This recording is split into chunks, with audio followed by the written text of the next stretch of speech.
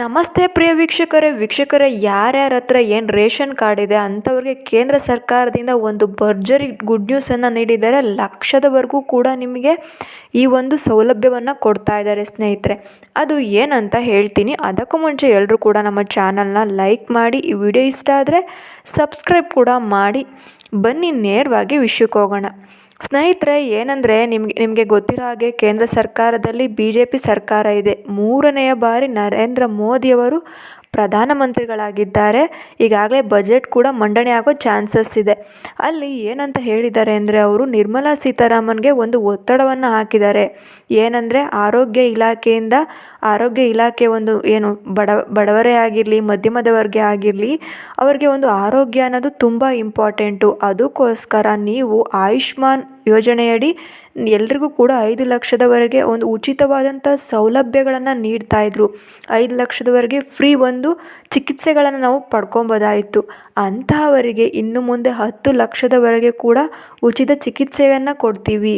10 ಲಕ್ಷದವರೆಗೂ ಕೂಡ free treatment, ಎಲ್ಲೇ ನೀವು ಯಾವ ಆಸ್ಪತ್ರೆಯಲ್ಲಾದರೂ ಕೂಡ ಫ್ರೀ ಟ್ರೀಟ್ಮೆಂಟನ್ನು ತೊಗೊಬೋದು ಅಂತೇಳಿ ಬಜೆಟ್ನಲ್ಲಿ ಮಂಡನೆ ಆಗುವಂಥ ಚಾನ್ಸಸ್ ಇದೆ. ಇದು ನರೇಂದ್ರ ಮೋದಿಯವರೇ ಒಂದು ನಿರ್ಮಲಾ ಸೀತಾರಾಮನ್ ಅವ್ರಿಗೆ ತಿಳಿಸಿದಾರಂತೆ. ನೀವು ಈ ಥರ ಮಾಡಲೇಬೇಕು.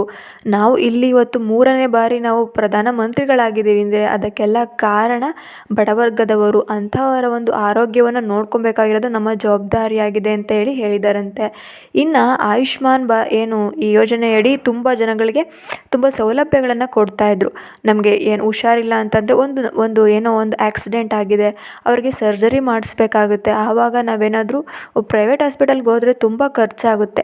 ತುಂಬ ಪ್ರೈವೇಟ್ ಹಾಸ್ಪಿಟಲಲ್ಲೂ ಕೂಡ ಒಂದು ಜಿಲ್ಲೆಯಲ್ಲಿ 10 ಹಾಸ್ಪಿಟಲ್ಗಳಿದೆ ಅಂತಂದರೆ ಮಿನಿಮಮ್ ಅಂದರೂ ಕೂಡ 5 ಹಾಸ್ಪಿಟಲಲ್ಲಿ ಈ ಒಂದು ಆಯುಷ್ಮಾನ್ ಭಾರತ್ ಆ ಒಂದು ಕಾರ್ಡ್ ಅಲೋ ಇರುತ್ತೆ. ನೀವು ಆ ಕಾರ್ಡನ್ನು ಮಾಡಿಸ್ಕೊಬೇಕಾಗುತ್ತೆ.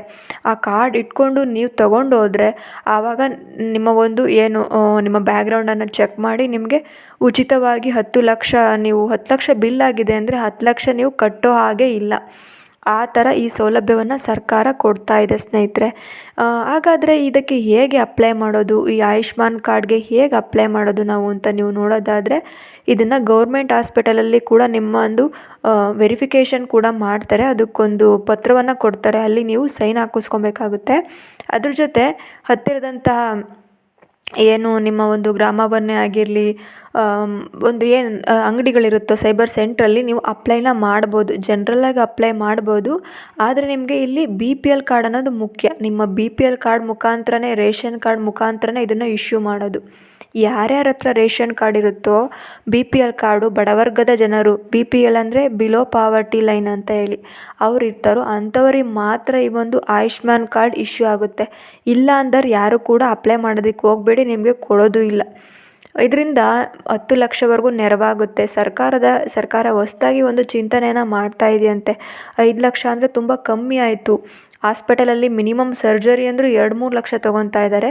ಆದ್ದರಿಂದ ಬಡವರಿಗೆ ಹೆಲ್ಪ್ ಆಗಲಿ, ಬಡ ಕುಟುಂಬದವರೆಗೂ ಕೂಡ ಮೇಲೆ ಬರಲಿ. ಅವರು ಕೂಡ ಎಲ್ಲ ನಮ್ಮ ಜನತೆ ಉದ್ಧಾರಕ್ಕೋಸ್ಕರ ಅವರು 10 ಲಕ್ಷದ ಹಣವನ್ನು ಇದಕ್ಕೆ ಇಡಬೇಕು ಅಂತೇಳಿ ಹೇಳಿದಾರಂತೆ. ನಿಮ್ಮ ಮನೆಯಲ್ಲಿ 6 ಜನ ಇದ್ದರೂ ಕೂಡ ಪ್ರತಿಯೊಬ್ಬರಿಗೂ ಕೂಡ ತಲಾ 10 ಲಕ್ಷ ಅಂತೇಳಿ ನಿಗದಿ ಮಾಡ್ತಾರಂತೆ. ಕುಟುಂಬಕ್ಕೆ 10 ಲಕ್ಷ ಅಲ್ಲ, ಪ್ರತಿಯೊಬ್ಬ ವ್ಯಕ್ತಿಗೂ ಕೂಡ 10 ಲಕ್ಷವನ್ನು ನಿಗದಿ ಮಾಡ್ತೀವಿ, ಅವರಿಗೆ ಇಶ್ಯೂ ಮಾಡ್ತೀವಿ ನಾವು ಅಂತ ಹೇಳಿದಾರಂತೆ. ಇದ್ರ ಬಗ್ಗೆ ನಿರ್ಮಲಾ ಸೀತಾರಾಮನ್ ಅವರು ಬಜೆಟ್ ಮಂಡನೆ ಆಗೋ ಸಂದರ್ಭದಲ್ಲಿ ಇದನ್ನು ಹೇಳ್ತಾರೆ ಅಂತಲೂ ಕೂಡ ಹೇಳಿದ್ದಾರೆ. ನಿಜವಾಗ್ಲೂ ಕೂಡ ಈ ಥರ ಒಂದು ಯೋಜನೆ ಬಡ ಕುಟುಂಬದವರಿಗೆ ಮತ್ತು ಮಧ್ಯಮ ಕುಟುಂಬದವರಿಗೆ ತುಂಬ ಸಹಕಾರಿಯಾಗುತ್ತೆ. ಇದರಿಂದ ಅವರ ಒಂದು ಕಷ್ಟಗಳು ಕೂಡ ನೀಗುತ್ತೆ. ನಾವು ಒಂದಿನ ಅಂತ ಹಾಸ್ಪಿಟಲ್ಗೆ ಹೋದರೆ ಮಿನಿಮಮ್ ಅಂತ ಅಂದರೂ 1000ದಲ್ಲೇ ಆಗಲೇ ಖರ್ಚಾಗೋಗುತ್ತೆ. ಒಂದು ಸಣ್ಣದಾಗೊಂದು ಟ್ರೀಟ್ಮೆಂಟ್ ತೊಗೊಂಬರ್ತೀವಿ ಅಂತ ಹೋದರೂ ಕೂಡ ಮಿನಿಮಮ್ ಅಂದರೆ 2-3 ಸಾವಿರ, 4-5 ಸಾವಿರ ಬೇಕಾಗುತ್ತೆ. ಆದರೆ ಈ ಕಾರ್ಡ್ ಮುಖಾಂತರ ನಮ್ಗೆ ಹೋದರೆ ಫ್ರೀಯಾಗಿ ಸಿಗುತ್ತೆ. ನಮಗೆಲ್ಲದೂ ಕೂಡ ಫ್ರೀ ಟ್ರೀಟ್ಮೆಂಟ್ನ ಅವರು ಕೊಡ್ತಾರೆ, ಉಚಿತವಾಗಿ ನಮ್ಮನ್ನು ನೋಡ್ತಾರೆ. ಇನ್ನು ಮೆಡಿಸಿನ್ಸ್ ಕೂಡ ಅಷ್ಟೇ, ಮೆಡಿಸಿನಲ್ಲೂ ಕೂಡ ರಿಯಾಯಿತಿಗಳು ನಮಗೆ ಸಿಗೋ ಚಾನ್ಸಸ್ ಇದೆ.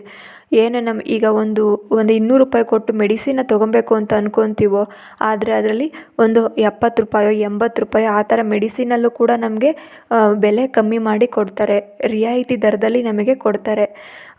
ಆದರೆ ಒಂದು ಜಿಲ್ಲೆ ಅಂತ ಆಯ್ಕೆ ಮಾಡಿಕೊಂಡ್ರೆ ಜಿಲ್ಲೆಯಲ್ಲಿ ಅರ್ಧಕ್ಕರ್ಧಷ್ಟು ಆಸ್ಪತ್ರೆಗಳಿಗೆ ಈ ಯೋಜನೆಯ ಒಂದು ಸೌಲಭ್ಯವನ್ನು ಕೊಡ್ತಾರೆ.